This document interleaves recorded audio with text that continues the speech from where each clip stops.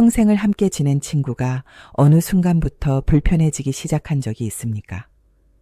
예전에는 아무 생각 없이 웃고 떠들던 모임이 요즘은 끝나고 나면 유난히 지치게 느껴지지는 않으셨나요?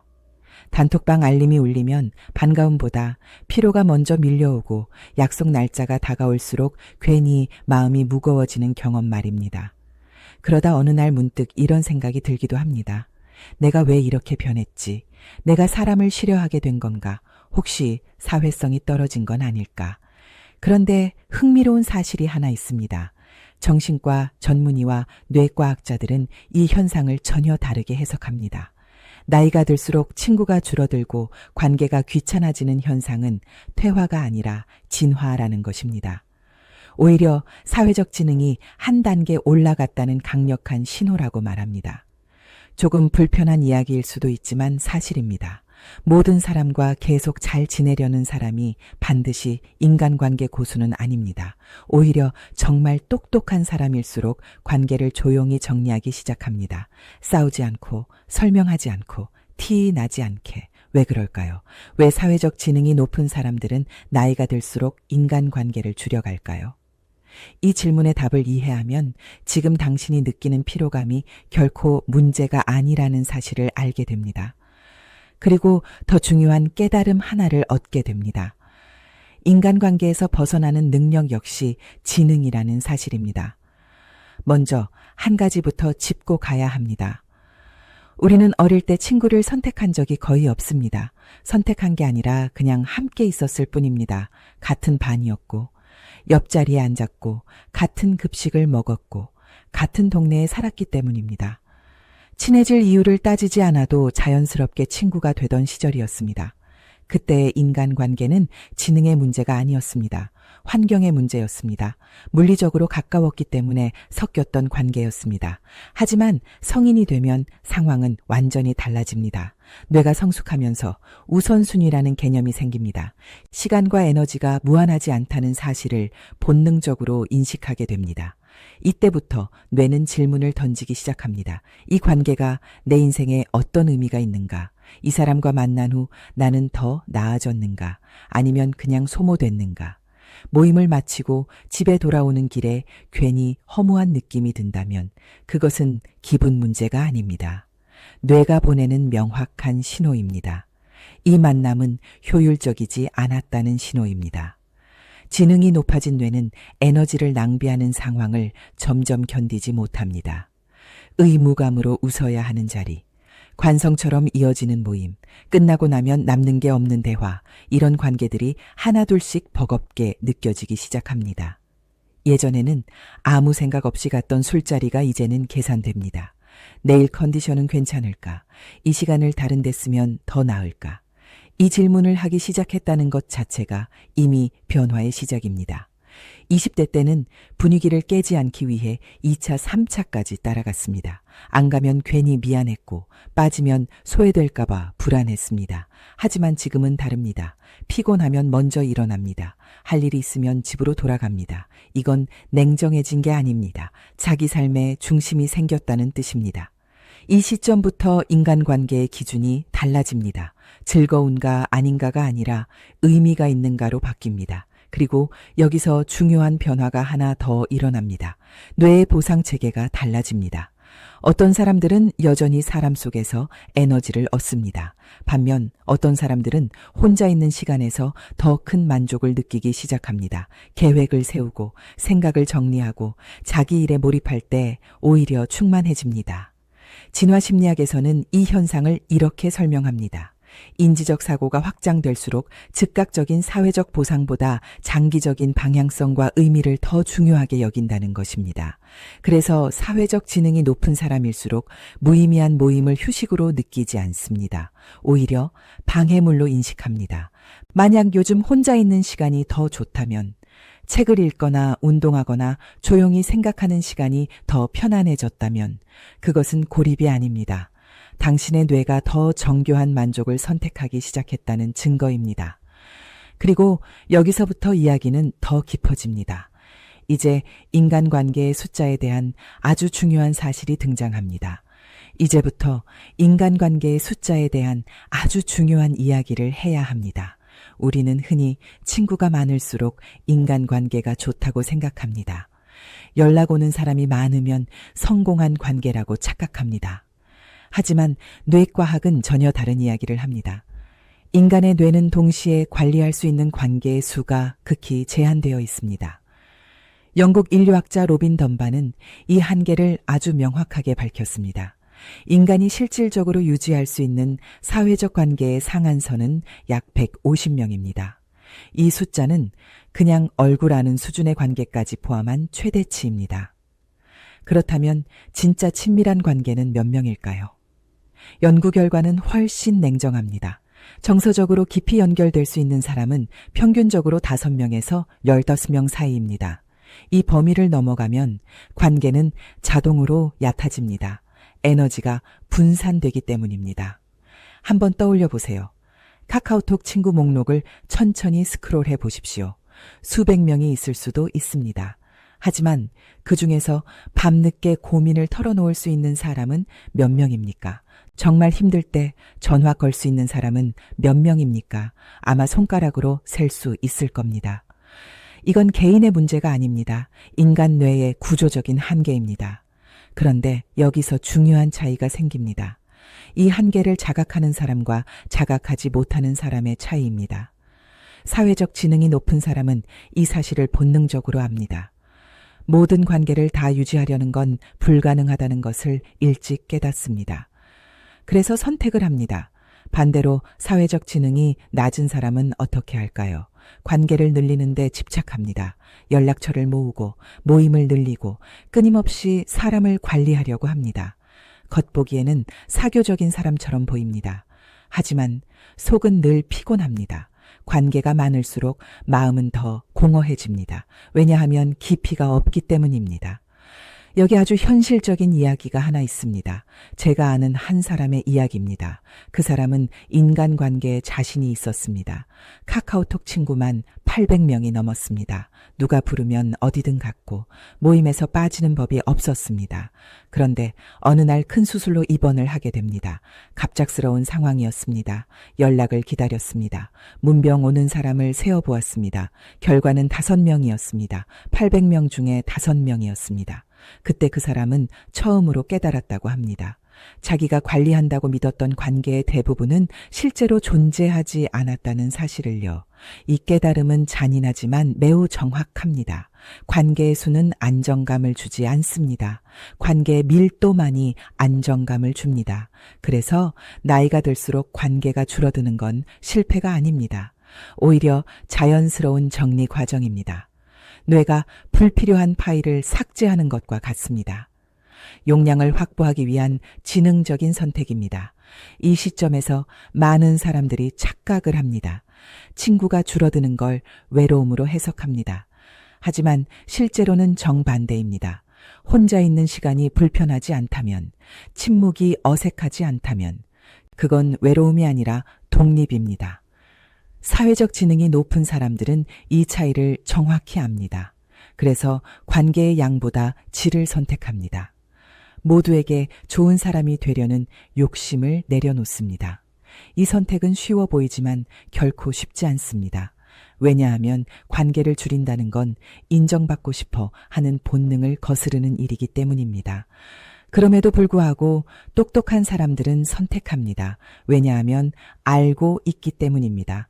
모든 사람을 품으려다 보면 정작 자신을 잃게 된다는 사실을요. 이제 여기서 다음 질문이 나옵니다. 그렇다면 진짜 사회적 지능이란 무엇일까요? 친구가 적은 게 어떻게 지능이 될 수 있을까요? 이 질문의 답이 바로 다음 이야기의 핵심입니다. 이제 진짜 사회적 지능이 무엇인지 정확히 짚어야 합니다. 많은 사람들이 사회적 지능을 오해합니다. 사람을 많이 알고 어디서든 잘 어울리고 분위기를 주도하는 능력이라고 생각합니다. 하지만 심리학에서 말하는 사회적 지능은 전혀 다릅니다. 사회적 지능의 핵심은 관계의 수가 아니라 경계 설정 능력입니다. 어디까지가 나의 책임이고 어디부터가 상대의 몫인지 구분하는 힘입니다. 이 능력이 없는 사람은 관계가 많아도 늘 지칩니다. 왜냐하면 모든 감정을 다 떠안기 때문입니다. 상대 기분을 내가 책임져야 할 것 같고, 분위기가 어색해지면 내가 나서서 해결해야 할 것 같고, 관계가 틀어지면 전부 내 탓처럼 느낍니다. 이런 사람들은 친구가 많아도 마음이 편하지 않습니다. 항상 긴장 상태에 있습니다. 반대로 사회적 지능이 높은 사람은 다릅니다. 이 사람들은 선을 정확히 압니다. 도와줄 수 있는 영역과 굳이 개입하지 않아도 되는 영역을 구분합니다. 그래서 불필요한 감정 소모가 없습니다. 여기서 아주 중요한 포인트가 나옵니다. 사회적 지능이 높은 사람일수록 모두에게 이해받으려고 하지 않습니다. 모두에게 잘 보이려는 욕구가 없습니다. 왜냐하면 그건 불가능하다는 걸 이미 경험으로 알기 때문입니다. 이 사람들은 이런 전제를 가지고 살아갑니다. 모든 사람은 나를 좋아하지 않을 권리가 있다. 이 문장을 받아들이는 순간 인생이 훨씬 편해집니다. 나를 싫어하는 사람이 생겨도. 그걸 바로 수정하려고 애쓰지 않습니다. 설명하지도 않습니다. 설득하지도 않습니다. 그냥 받아들입니다. 이 태도가 오히려 관계를 건강하게 만듭니다. 왜냐하면 억지로 이어진 관계는 언젠가 반드시 무너지기 때문입니다. 여기서 사회적 지능이 낮은 사람들의 공통점이 드러납니다. 이 사람들은 관계에 집착합니다. 싫어하는 기색이 보이면 불안해합니다. 왜 저런 말을 했을까? 내가 뭘 잘못했을까? 하루 종일 곱씹습니다. 그러다 보면 상대의 감정에 휘둘리게 됩니다. 결국 자기 중심을 잃습니다. 반면 사회적 지능이 높은 사람은 자기 중심이 분명합니다. 상대의 감정은 존중하지만 그 감정의 책임까지 떠안지 않습니다. 그래서 관계를 유지해도 지치지 않습니다. 이 차이는 나이가 들수록 더 크게 벌어집니다. 젊을 때는 에너지가 많아서 버틸 수 있습니다. 하지만 나이가 들면 다릅니다. 체력도 줄고 집중력도 줄고 시간의 가치가 커집니다. 그래서 뇌는 자동으로 판단합니다. 이 관계가 나에게 어떤 영향을 주는지, 만나고 나서 에너지가 채워지는지, 아니면 소모되는지, 이 기준으로 사람을 분류하기 시작합니다. 그리고 아주 조용하게 결정을 내립니다. 이 사람과는 계속 가도 되겠다. 이 사람과는 여기까지다. 이 과정이 바로 친구 정리입니다. 냉정해진 게 아닙니다. 성숙해진 겁니다. 이걸 이해하지 못하면 스스로를 자책하게 됩니다. 내가 변했나? 내가 차가워졌나? 아닙니다. 당신은 단순해진 겁니다. 관계의 본질만 남기고 불필요한 걸 덜어낸 겁니다. 그렇다면 여기서 중요한 질문이 하나 남습니다. 이미 불편해진 관계는 어떻게 해야 할까요? 오래된 친구인데 완전히 끊기도 애매하고 계속 만나자니 너무 피곤한 관계들, 이걸 어떻게 정리해야 손해가 없을까요?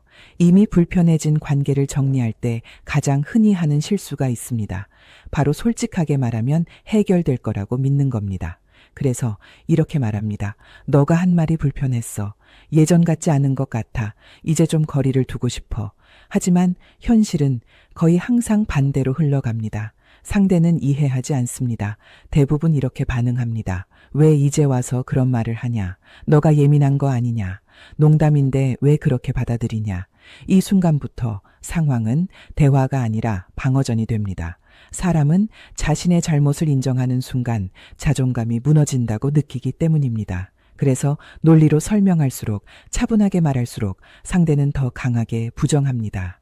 결과는 뻔합니다. 관계는 더 어색해지고 주변 사람들에게 이야기가 퍼지고 당신만 피곤해집니다.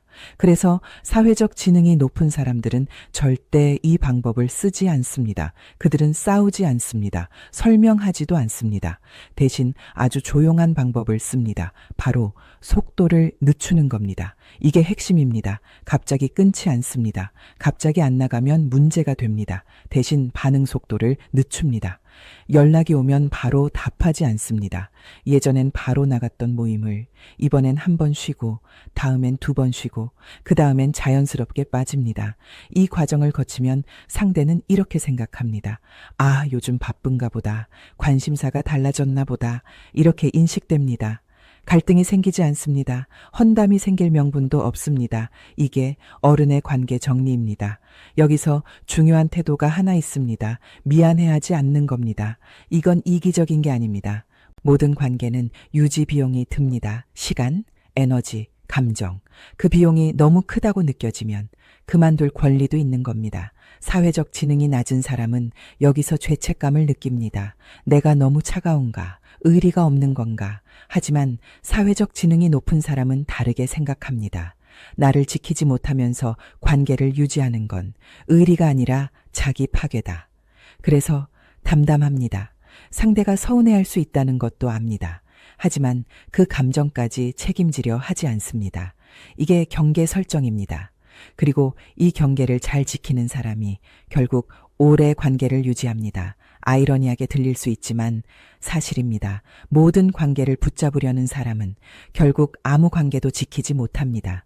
반대로 불필요한 관계를 정리할 줄 아는 사람은 남은 관계를 훨씬 깊게 만듭니다. 여기서 또 하나 중요한 사실이 나옵니다. 친구를 정리했다고 해서 고립되는 건 아닙니다. 오히려 반대입니다. 정리하고 나면 진짜 사람이 보이기 시작합니다. 연락이 줄었는데도 남아있는 사람, 굳이 자주 보지 않아도 편한 사람, 말없이 이해해주는 사람, 이런 사람들이 남습니다. 이게 진짜 관계입니다. 그리고 이런 관계는 나이가 들수록 훨씬 강해집니다. 자, 이제 마지막으로 가장 중요한 이야기를 해야 합니다. 왜 사회적 지능이 높은 사람일수록 결국 인간관계에서 더 행복해지는지 그 결정적인 이유입니다. 사회적 지능이 높은 사람들이 결국 인간관계에서 더 편안해지는 이유는 아주 단순합니다. 그들은 관계를 통해 자신을 증명하려 하지 않기 때문입니다. 많은 사람들이 인간관계에서 끊임없이 확인받고 싶어 합니다. 내가 괜찮은 사람인지, 내가 소외되지 않았는지, 내가 여전히 필요로 되는 존재인지, 그래서 연락을 기다리고 답장이 늦으면 불안해지고 모임에서 빠지면 괜히 뒤처진 것 같은 기분이 듭니다. 하지만 사회적 지능이 높은 사람은 이 단계에서 이미 벗어나 있습니다. 그들은 알고 있습니다. 관계는 나의 가치를 증명하는 무대가 아니라는 것을요. 나의 가치는 이미 내 삶 안에서 결정된다는 사실을요. 그래서 인간관계에 매달리지 않습니다. 집착하지도 않습니다. 이 차이가 엄청난 결과를 만듭니다. 관계에 집착하는 사람은 항상 눈치를 봅니다. 말을 고르고 표정을 관리하고 상대 기분을 예측하느라 에너지를 씁니다. 그러다 보면 인간관계가 휴식이 아니라 노동이 됩니다. 반면 사회적 지능이 높은 사람은 있는 그대로 행동합니다. 무리해서 웃지 않습니다. 싫은 건 싫다고 표현하거나 아예 자리를 만들지 않습니다. 그래서 그들과 함께 있으면 편합니다. 설명하지 않아도 되고 맞춰주지 않아도 되기 때문입니다. 이 편안함이 사람을 끌어당깁니다. 아이러니하게도 관계를 내려놓은 사람이 오히려 더 좋은 관계를 얻게 됩니다. 그리고 여기서 가장 중요한 전환점이 생깁니다. 사회적 지능이 높은 사람들은 인간관계를 삶의 중심에 두지 않습니다. 삶이 중심이고 관계는 그 주변에 놓입니다. 내 일, 내 건강, 내 가족, 내 하루의 리듬, 이것들이 먼저 정리되어 있습니다. 그래서 누군가를 만날 때도 여유 있는 상태로 만납니다. 불안하지 않고 의존하지 않고 기대하지 않습니다. 이 상태에서 맺어진 관계는 갈등이 적고 오해가 적고 지속력이 강합니다.